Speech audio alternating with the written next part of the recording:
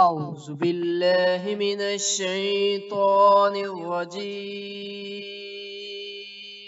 بسم الله الرحمن الرحیم۔ السلام علیکم ناظرین، ایک اور نئی ویڈیو کے ساتھ حاضر ہیں۔ آج کی اس ویڈیو میں ہم حضرت ابو ہریرہ رضی اللہ تعالی عنہ کے 100 قصوں میں سے قصہ نمبر 41 اور 42 بیان کریں گے۔ ویڈیو شروع کرنے سے پہلے آپ سے ریکویسٹ ہے کہ چینل کو ضرور سبسکرائب کیا کریں۔ قصہ نمبر 41، پڑوسی کا حق۔ ایک دفعہ حضرت ابو ہریرہ رضی اللہ تعالی عنہ نے اپنی مجلس میں موجود لوگوں کو یہ حدیث سنائی۔ رسول اللہ صلی اللہ علیہ وسلم نے فرمایا کہ جب تمہارا پڑوسی تم سے اپنا شتیر تمہاری دیوار پر رکھنے کی اجازت مانگے تو اسے نہ روکو۔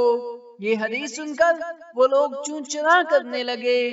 آپ رضی اللہ تعالی عنہ نے یہ منظر دیکھا تو فرمایا، کیا بات ہے کہ تمہیں میں اس حدیث پر عمل کرنے سے گریزاں دیکھ رہا ہوں۔ اللہ کی قسم میں تمہیں اس حدیث کا پابند کر کے چھوڑوں گا۔ قصہ نمبر 42، وضو کی فضیلت۔ حضرت نعیم بن عبداللہ رضی اللہ تعالی عنہ کا بیان ہے کہ ایک دن حضرت ابو ہریرہ رضی اللہ تعالی عنہ مسجد کی چھت پر وضو کر رہے تھے۔